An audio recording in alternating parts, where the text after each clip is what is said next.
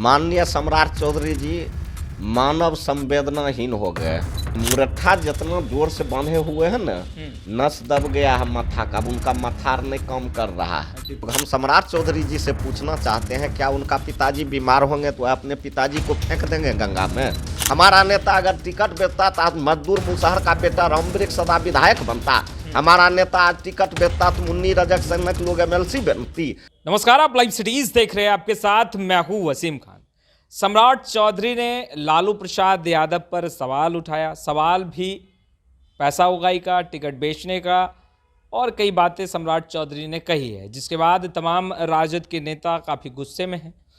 कई राजद के जो कुशवाहा जाति से आते हैं नेता, उन्होंने जमकर खरी खोटी सुनाई। उन्होंने यहाँ तक कह दिया है कि आज जिस तरीके से सम्राट चौधरी ने बयान दिया है, कुशवाहा समाज कभी माफ़ नहीं करेगा।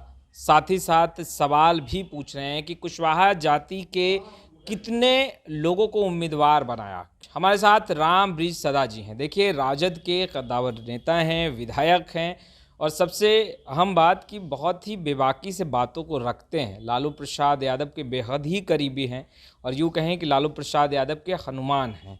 रामवृक्ष सदा जी, आपके नेता राजद सुप्रीमो लालू प्रसाद यादव पर टिकट बेचने का आज सम्राट चौधरी ने आरोप लगाया। उन्होंने कहा कि भाई बेटी का किडनी लिया तब जाके टिकट दिया। सबसे पहले तो मैं आपको धन्यवाद देता हूँ। बिहार के माननीय उप मुख्यमंत्री आदरणीय सम्राट चौधरी जी जो बोलते हैं उसके कथनी और करनी में बहुत फर्क है। माननीय सम्राट चौधरी जी मानव संवेदनाहीन हो गए हैं। उसके पास संवेदना नाम की कोई चीज नहीं रह गई है। मानवता नाम का कोई चीज नहीं रह गया है। कोई भी लोग, हम सम्राट चौधरी जी से पूछना चाहते हैं, क्या उनका पिताजी बीमार होंगे तो अपने पिताजी को फेंक देंगे गंगा में, या घर से निकाल देंगे, या फिर उसके घर में कोई बीमार होंगे तो उसको निकाल देंगे या इलाज करवाएंगे? तो इलाज करवाएंगे। तो उसी ढंग से अगर हम लोगों के नेता आदरणीय बाबू लालू प्रसाद यादव जी बीमार थे और उनके घर के उनकी पुत्री उनको किडनी दिया, जो बात पूरे विश्व के लोग उनको सराहा और कहा हर घर में ऐसा ही बेटी पैदा लेना चाहिए, रोहिणी आचार्य जैसा। और सम्राट चौधरी जी को मुरट्ठा जितना जोर से बांधे हुए हैं ना, नस दब गया है माथा का, उनका मथार नहीं काम कर रहा है। और डिप्टी सीएम है, वो अच्छा बात है। तो डिप्टी सीएम का क्या काम है? आज तक सम्राट चौधरी के मुंह से कभी रोजगार का बात सुने हैं? आज तक सम्राट चौधरी के मुंह से कभी शिक्षा का बात सुने हैं? आज तक सम्राट चौधरी के मुंह से कभी स्वास्थ्य का बात सुने हैं? आज तक सम्राट चौधरी के मुंह से कभी बेहतर बिहार की बात सुने हैं? आज तक सम्राट चौधरी के मुंह से कभी बेहतर बिहार की भविष्य के बात सुने हैं? सम्राट चौधरी जो बोलता है वह भारतीय जनता पार्टी में एक नीचे से नीचे कार्यकर्ता नहीं बोलता है, उससे भी वो अच्छी भाषा बोलता है। उनका तो कहना है कि भाई पहले टिकट दे दिया होता, अभी दे रहे हैं आप टिकट।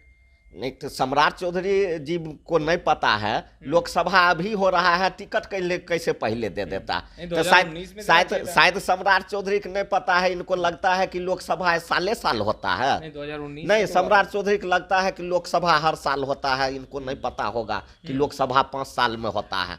अगर इनको पता रहता तो यह बात बोलबे नहीं करता। खरीद बिक्री बोलते, टिकट खरीद बिक्री करते हैं भाई। नहीं, सम्राट चौधरी जी भी तो हम ही लोग के साथ थे। इससे पहले उनके पिताजी और वो भी हम ही लोग के साथ थे।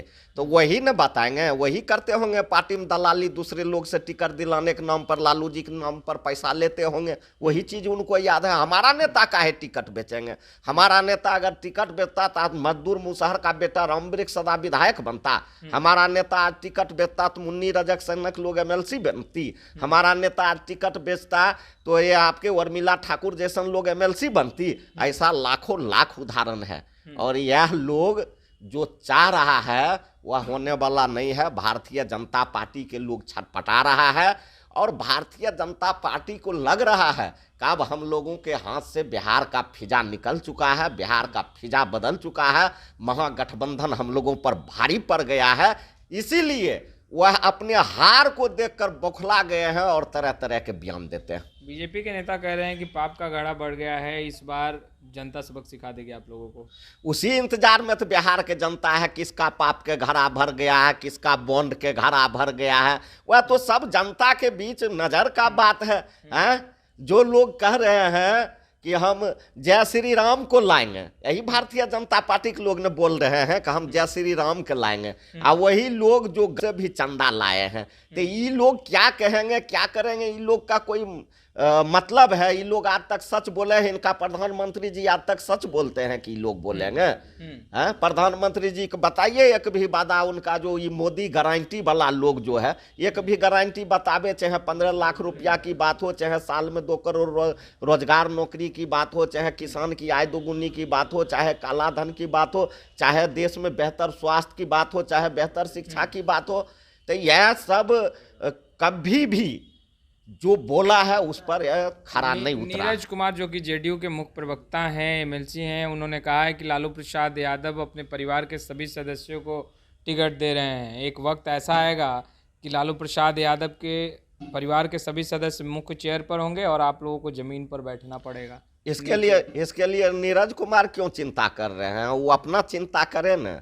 नीरज कुमार कैसे कैसे एमएलसी बनते हैं वो अपना चिंता करे, बाबू लालू प्रसाद यादव जी का मत चिंता करें। चिंता तो आप नहीं, कर रहे हैं, हम लोग तो जमीन के लोग हैं, हम लोग सरजमीन के लोग हैं, हम लोग तो जमीन पर बैठने वाले लोग हैं, ये हैं। हम लोग थोड़े हवा में बीजेपी के लोग हैं, जदयू के लोग हैं, हवा में उड़ने वाले लोग हैं। और हम लोगों के नेता भी जमीन पर ही बैठते हैं। और हम लोगों का जो नेता की बात है, तो नीरज जी को सोचना चाहिए, आज राष्ट्रीय जनता दल में जितना गरीब गुरबा का सम्मान मिल रहा है, शोषित पीड़ित अकलियत दलित पिछड़ा अत्यंत पिछड़ा, उतना किसी पार्टी में नहीं सम्मान मिल रहा है।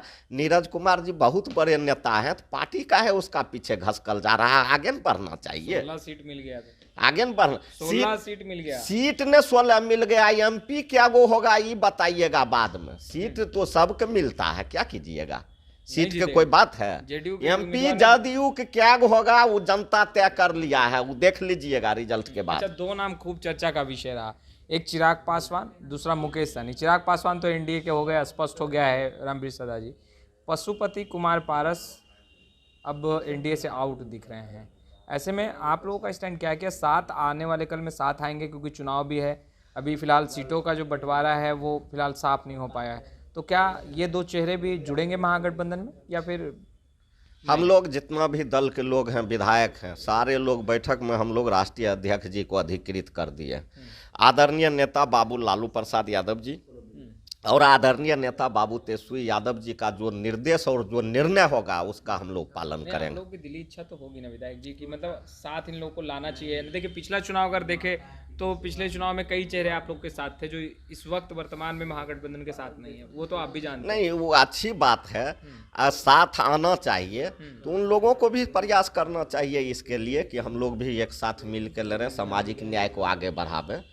तो वह लोग आने के लिए चाहेगा तब तो इधर से प्रयास होगा, और वह लोग जब आने के लिए तैयार ही नहीं है तो इधर से क्या प्रयास किया जाएगा? और प्रयास हम लोग सीधा मूड में है, हम लोग सीधा जानते हैं कि जनता मालिक है, और जनता के जनहित के मुद्दे को लेकर हम लोग सड़क से सदन तक उठाते हैं, इसलिए जनता के भरोसे इस बार हम लोग चुनाव मैदान में गए। सवाल एनडीए के नेता उठा रहे हैं कि लालू प्रसाद यादव इस बार चुन चुन कर बाहुबली को खोज रहे हैं और उन्हें टिकट देने का काम कर रहे हैं। एनडीए के लोग को पसीना काहे छूट रहा है, क्यों घबराहट हो रहा है? इसमें ये जनता दल यू में और बीजेपी में खाली हरिश्चंद्र के परिवार को खोज कर टिकट दिया जाता है। राजा हरिश्चंद्र जो था सतवादी, उसी के खानदान को टिकट ही लोग देते हैं। इसके पार्टी से ज़्यादा कोई समानती है, इसके पार्टी से ज़्यादा कोई भ्रष्टाचारी है, इसके पार्टी से ज़्यादा कोई अपराधी क्रिमिनल है?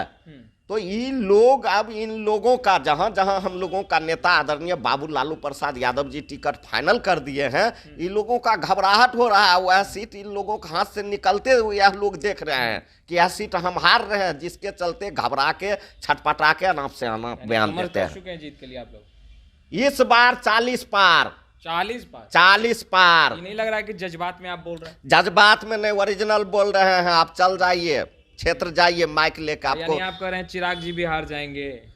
हम कहे न, इस बार एनडीए गठबंधन साफ है, इंडिया गठबंधन 40 पार है। चलिए, तो आपने सुना रामवृक्ष सदा को। देखिए कॉन्फिडेंस बिल्कुल हाई है, काफ़ी उत्साहित हैं, कह रहे हैं इस बार बिहार में महागठबंधन इंडिया गठबंधन 40 पार। खैर, हम तमाम तस्वीरें लगातार अपडेट करते रहेंगे। आपका बहुत बहुत शुक्रिया।